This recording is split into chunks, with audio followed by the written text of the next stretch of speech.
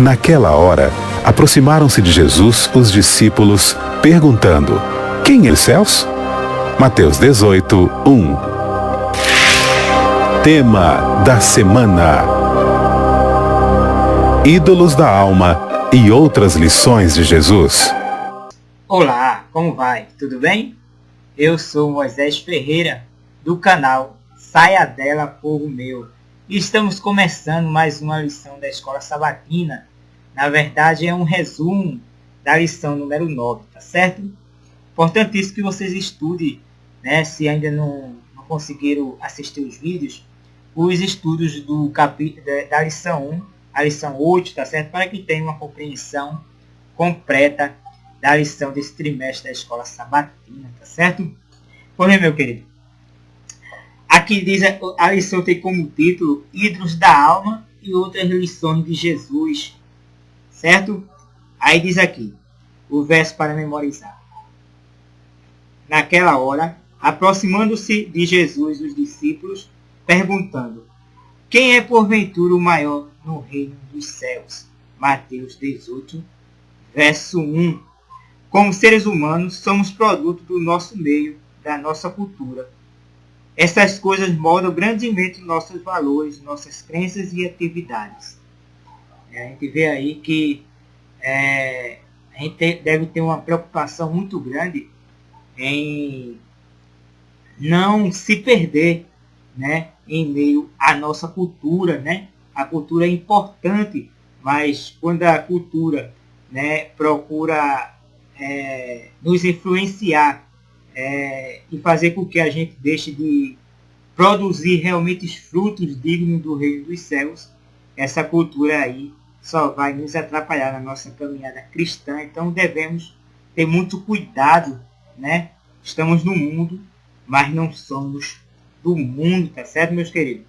Pois bem, diz aqui algo interessante no Espírito de Profecia, para aqueles que não são adventistas, talvez o nome Espírito de Profecia, né, não possa ter uma boa visão, se refere aos escritos da serva do Senhor, Ellen White. Nós cremos, adventistas do sétimo dia, cremos que é a serva do Senhor, Ellen White, embora ela não tenha dito, né, que ela era profetisa, né, uma questão de humildade, até nisso tem a ver com a lição, né, questão de humildade.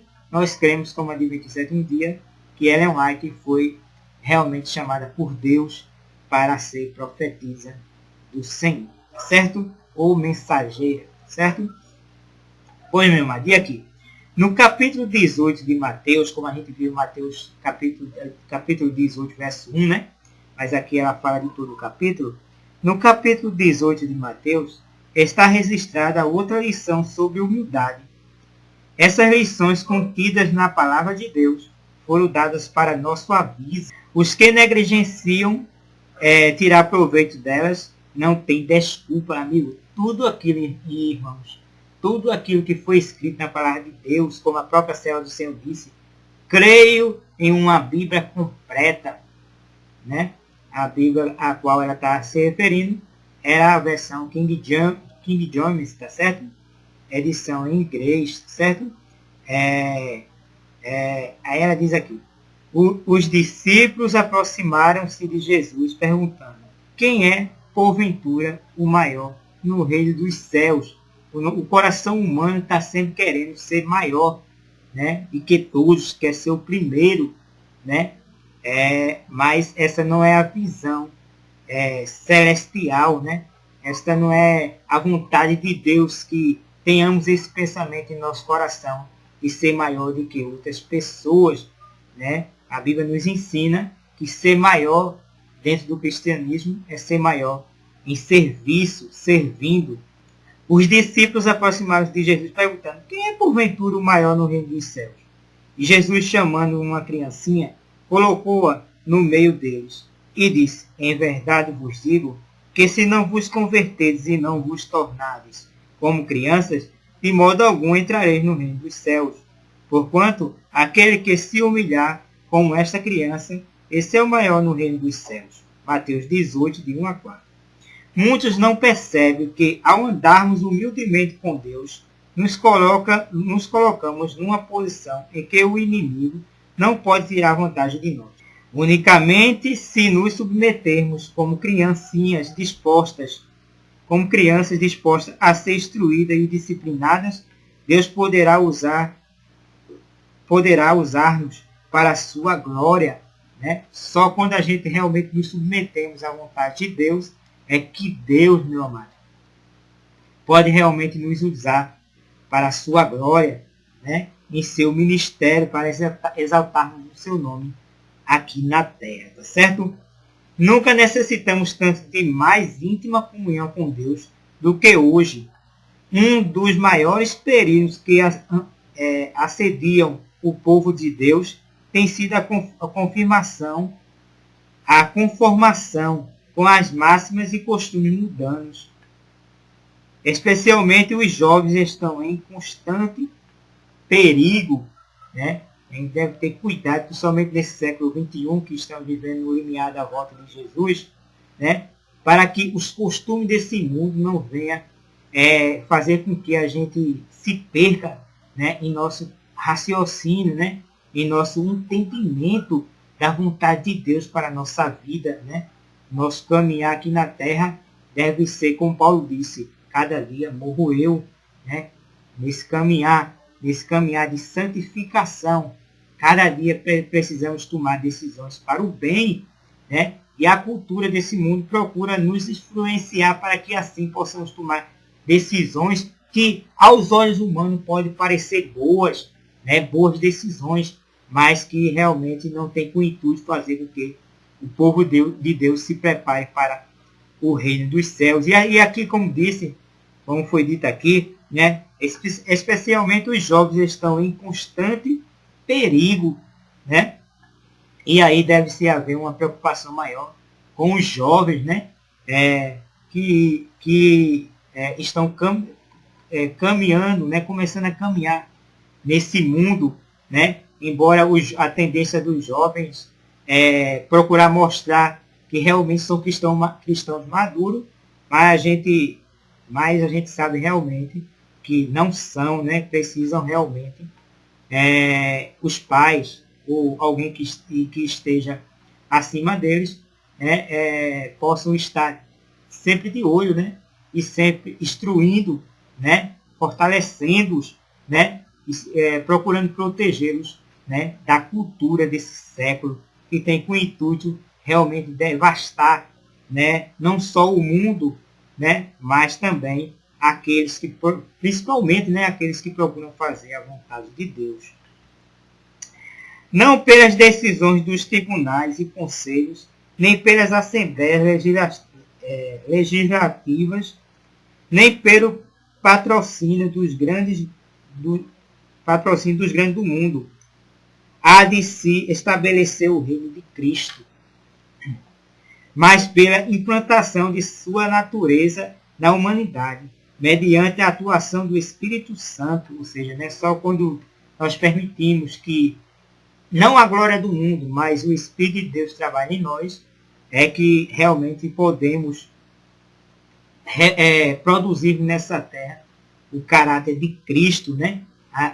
A natureza realmente de Cristo assim pode vir transformar nossa vida e a gente fazermos parte da natureza celestial. A todos quantos os receberam, deu-lhe o poder de serem feitos filhos de Deus, ao que creem no seu nome, os quais não nasceram do sangue, nem da vontade do varão, mas de Deus.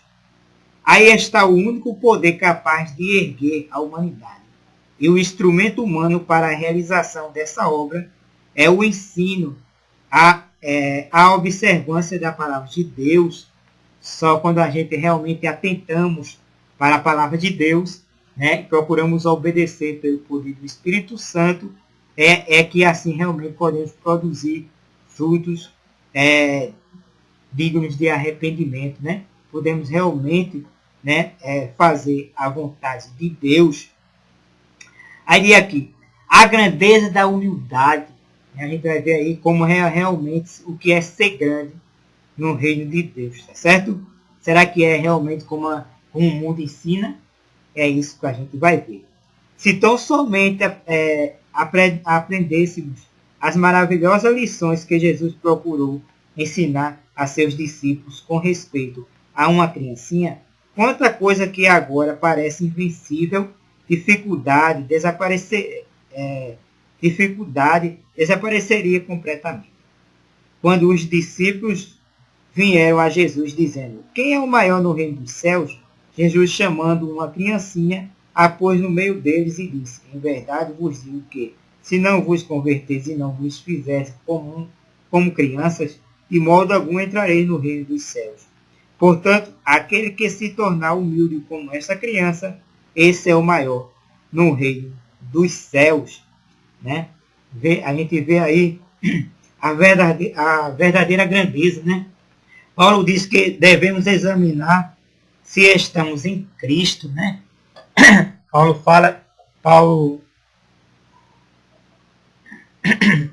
fala que o cristão ele deve examinar se Cristo se encontra nele. Né? Se Cristo não se encontra nessa pessoa, essa pessoa já está rejeitada. Vamos deixar claro que essa rejeição é parcial. À medida que o homem realmente se volta para Cristo, não importa o tempo de vida dele aqui na terra, Cristo pode fazer maravilha em sua vida, tá certo? A rejeição que Paulo está falando aqui é uma rejeição parcial. Aqueles que se humilham e se tornam como criancinhas são os que serão ensinados por Deus. Que maravilha, né, meu amado? À medida que nós nos submetemos diante de Deus como uma criancinha, isso também é obra do Espírito Santo, porque o homem por si só não pode fazer isso, só o poder de Deus nele, tá certo? Diz aqui, o Senhor não é dependente de qualquer talento humano, porque Ele é a fonte de todo dom perfeito.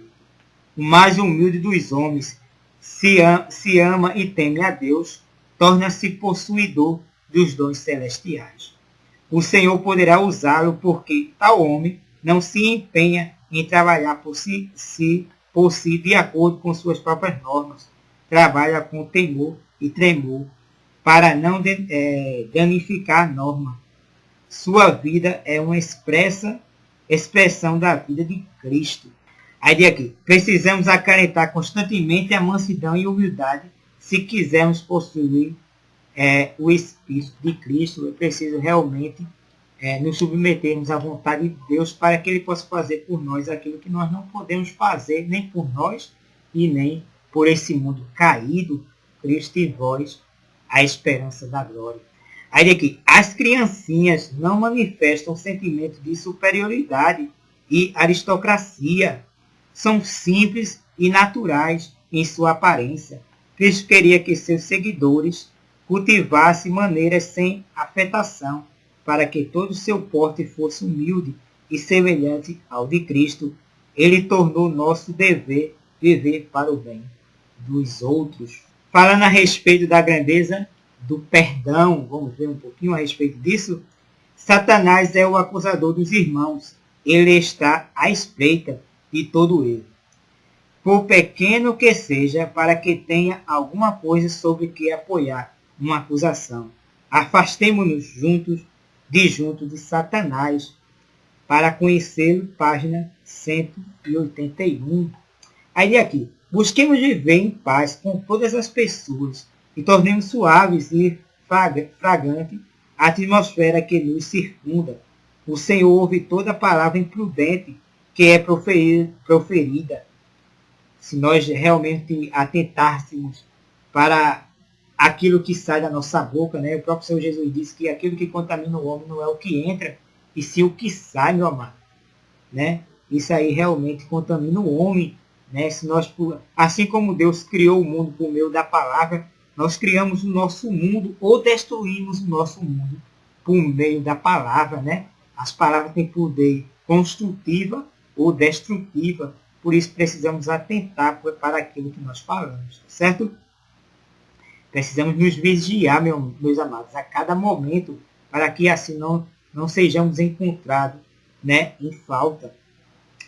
Se lutarmos contra o egoísmo humano, natural, progrediremos firmemente na tarefa de vencer a hereditariedade e as tendências cultivadas para o mal. Pela paciência, longanimidade e indulgência realizaremos muito. Lembremos-nos de que não podemos ser humilhados pelas palavras imprudentes de outra pessoa, porém que, ao respondermos de maneira imprudente, perdemos a vitória que poderíamos haver ganho. Sejamos cuidadosos com nossas palavras. Né? Veja o que a serva do Senhor diz, que devemos ser cuidadosos com as nossas palavras, né?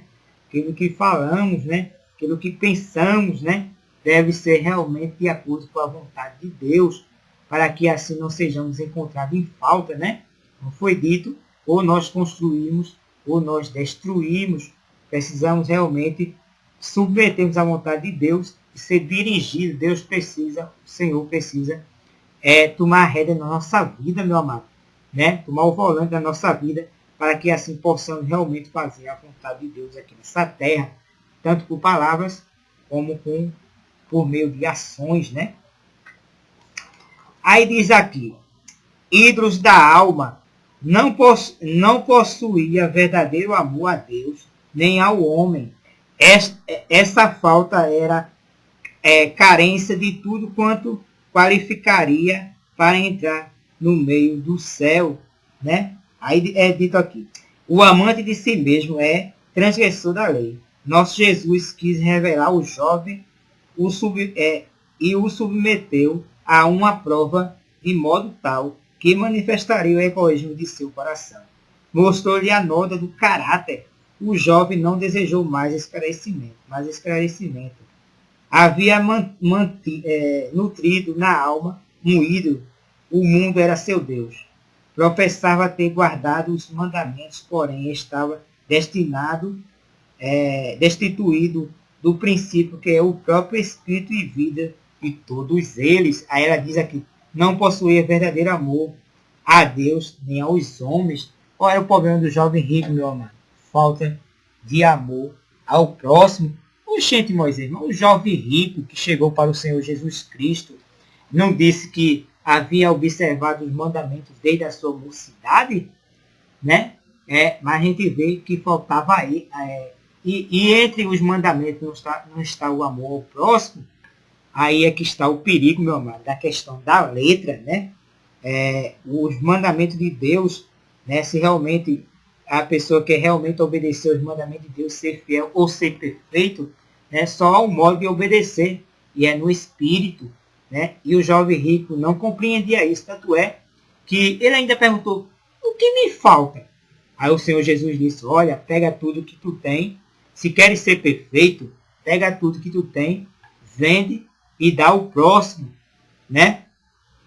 E recebereis e terás um tesouro no reino dos céus, né? Aí a gente vê aí que o jovem rico faltava algo, e esse algo era realmente o Espírito de Deus na vida dele, para que ele pudesse realmente fazer a vontade de Deus, né? Embora na letra, superficialmente, né, ele obedecesse aos mandamentos, né? E ele fosse uma pessoa realmente fiel naquilo que ele aprendeu, né? E na visão da época, né, de que, né, em que Satanás havia distorcido, né, de que o homem poderia obedecer a Deus, chegar ao céu com os seus próprios esforços, né? Faltava algo ao jovem rico, né? Tanto é que a Bíblia diz que ele saiu entristecido, né? Ficou muito triste, porque era dono de muitas propriedades. Meu amado, somos mordomos de Deus, mas somos mordomos para servir, né? Tudo que nós temos, que possuímos, pertence a Deus, mas não é para nós nos deleitarmos naquilo que possuímos e esquecermos o nosso próximo, né? Tudo, quando a gente observamos o caráter de Deus, a gente vê que Deus, né, tudo que ele fez, tudo que ele criou, foi para a sua criação, né? Deus não vive para si mesmo, ele vive para servir. Cristo, quando andou nessa terra, que realmente refletiu o caráter de Cristo, de Deus, do nosso Pai nessa terra, e ele sendo o próprio Deus, ele realmente mostrou o que é realmente viver uma vida de acordo com a vontade de Deus. Né? Ele não viveu para si mesmo, ele viveu para servir. Né? Ele viveu uma vida aqui de realmente de serviço nessa terra. Né? E temos vários exemplos, e também um grande exemplo, né? Que podemos citar em nossos dias, que é Madre Teresa de Calcutá, né? Uma mulher que, assim como Cristo deixou toda a sua riqueza, né, para servir, ela também deixou aquilo que ela tinha para servir. Né? Se Madre Teresa não foi uma verdadeira cristã, quem será, meu amado?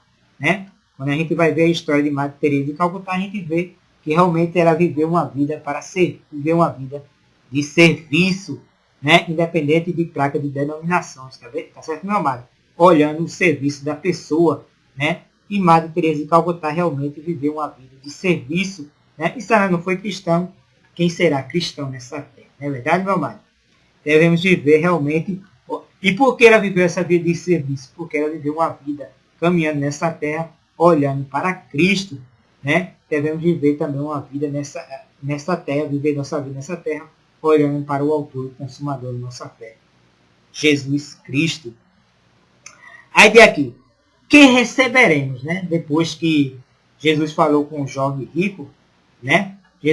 Quando Jesus falou com o jovem rico, né? E disse, ó, vende tudo que tu tem e dá aos pobres e terás um tesouro nos céus, né? Aí os discípulos olharam assim e pensaram assim, rapaz, peraí, qual será o nosso tesouro no céu? Né? Aí aqui dizem algo interessante. Pedro foi o primeiro a reanimar-se da íntima convicção operada pela palavra do Salvador. Pensou com satisfação no que ele e seus irmãos renunciaram. Né? Ou seja, né?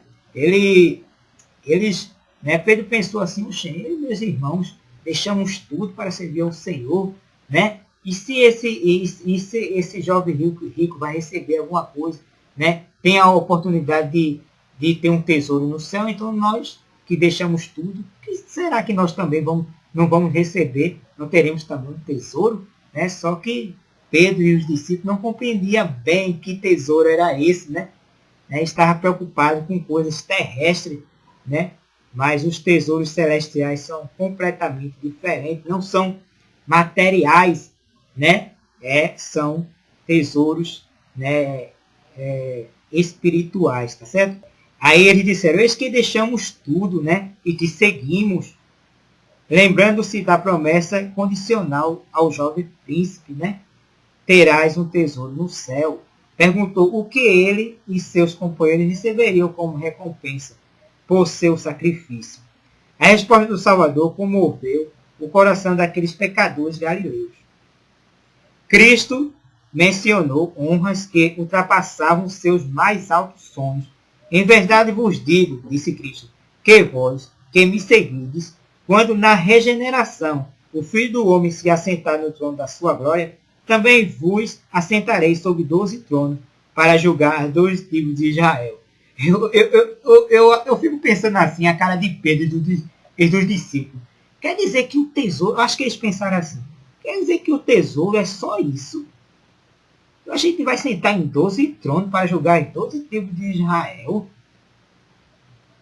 Oxê, será que é só isso mesmo?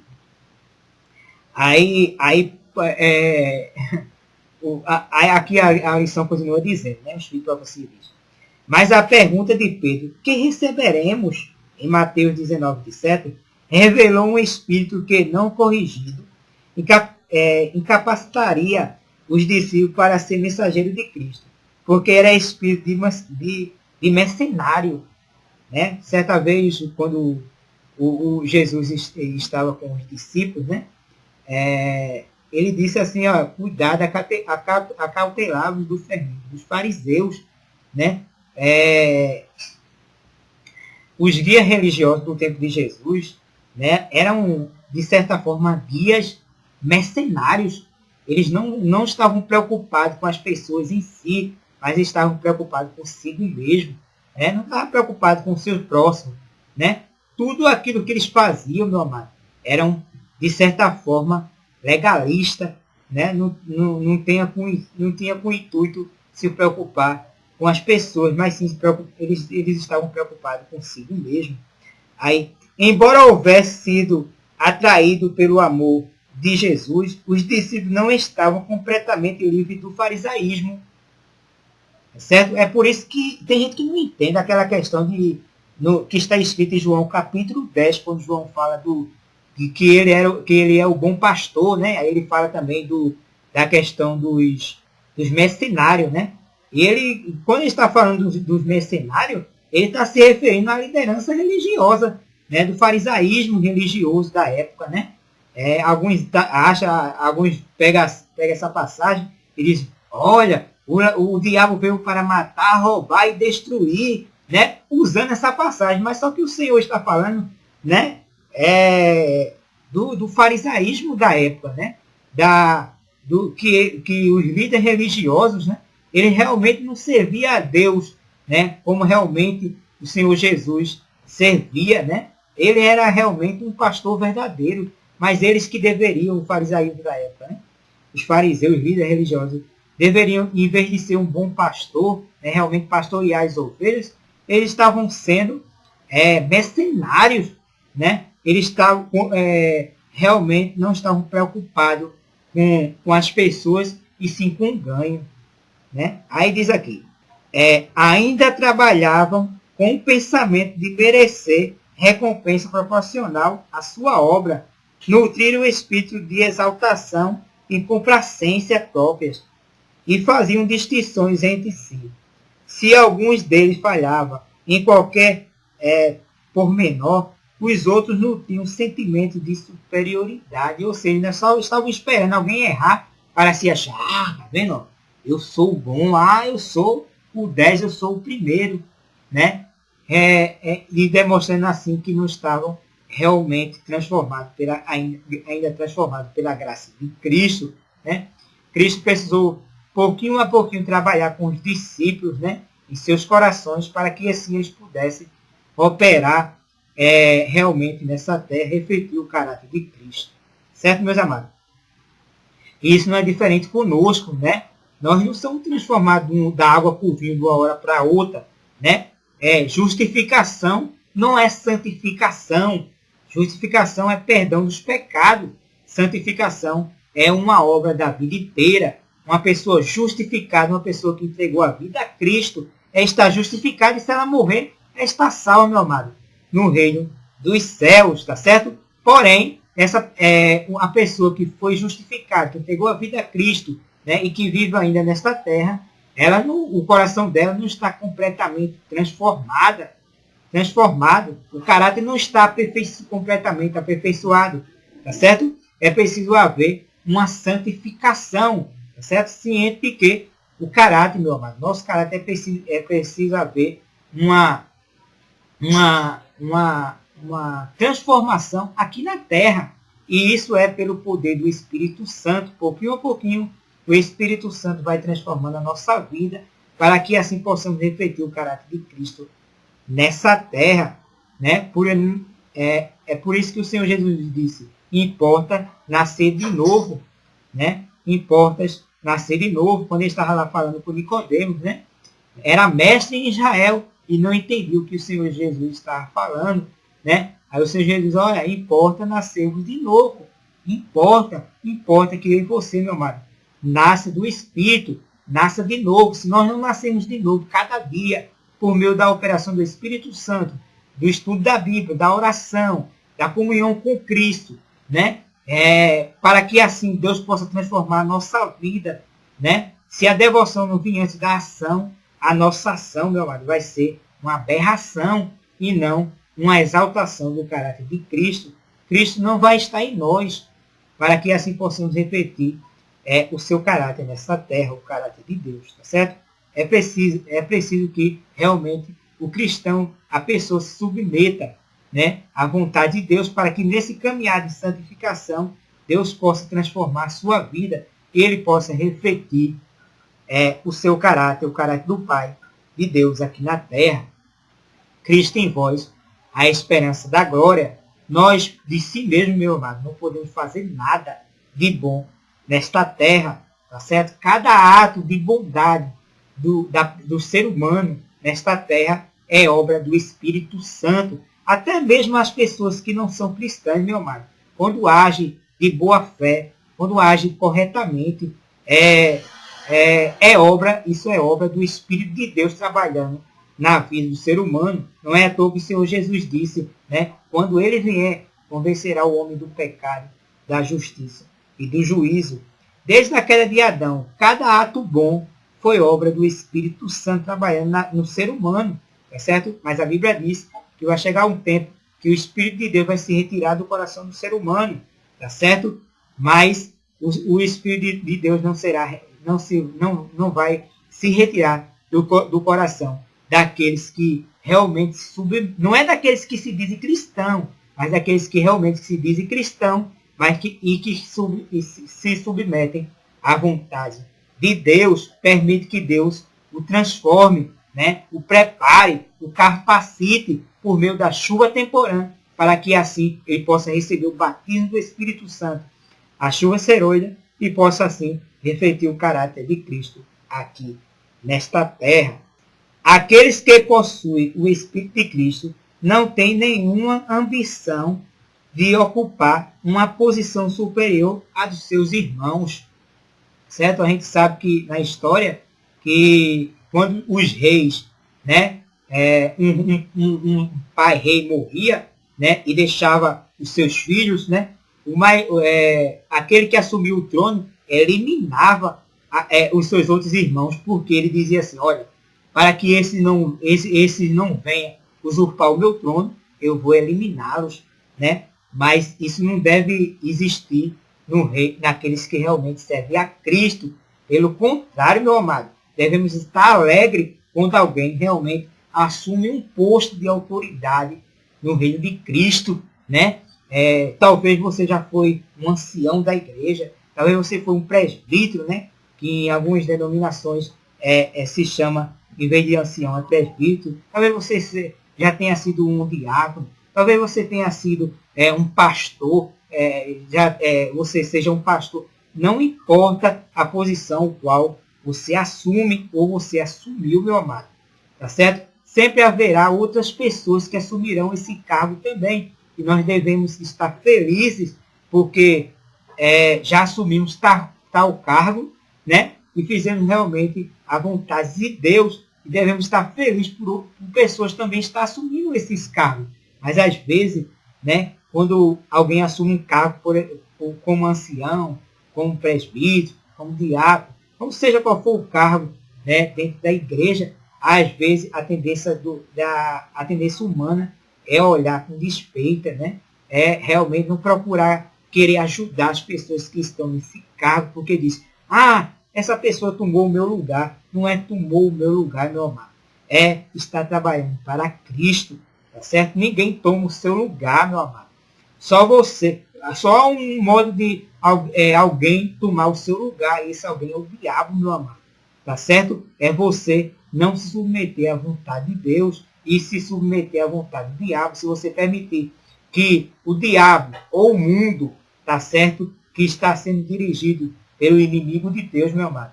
Permitir que o secularismo, né, as tendências desse mundo, o sufoque, aí sim você vai perder o seu lugar, não em uma denominação, mas o seu lugar no reino dos céus. Deus nos ajude, meu amado, a realmente nos submetermos à vontade de Deus e não olharmos para o nosso próximo em desdém, mas sim olharmos, a Bíblia diz que devemos olhar o nosso próximo superior a nós mesmos. Devemos ter o Espírito de Cristo, meu amado. O Espírito, o próprio Cristo, sendo Deus, né? Subsistindo como Deus, não usurpou a ser o próprio Cristo existindo aqui na terra em forma de Deus, não usurpou ser igual a Deus, mas se submeteu a servo, meu amado. Mesmo assim, esse Espírito deve trabalhar em nosso coração. Devemos viver nessa terra com o intuito de servir e não com o intuito de querer ser o primeiro. Então, tudo aquilo que foi escrito, meu amado, não só no Velho Testamento, como no Novo Testamento, na vida dos apóstolos, principalmente, né? somente na vida de Pedro, né? Na vida de João, de Tiago, né? Conhecidos os filhos dos trovões, né? João certa vez disse, olha, Senhor, quando foram lá procurar um lugar, né, e não acharam lá em Samaria, né? Jesus estava de passagem, aí os samaritanos viram que ele estava indo para Jerusalém, aí os samaritanos rejeitaram a Cristo, aí João e Tiago disse, somente João disse, olha, Senhor, o que é que, assim como Elias fez, o que é que pedimos fogo do céu para que destrua os samaritanos? Aí o Senhor disse o quê? Vocês não sabem o que estão falando, porque o Filho do Homem não veio destruir as almas dos homens, veio salvar.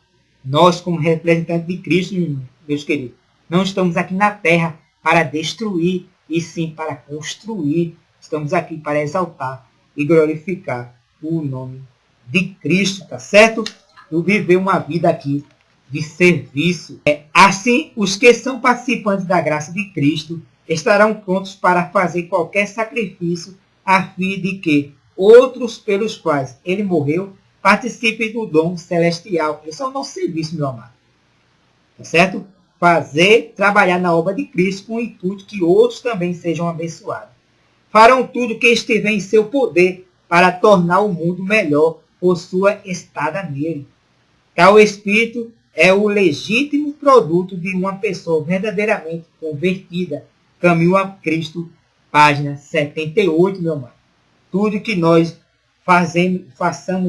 tivemos de fazer nessa terra, meu amado, que seja para realmente exaltar e glorificar o nome de Cristo, tá certo?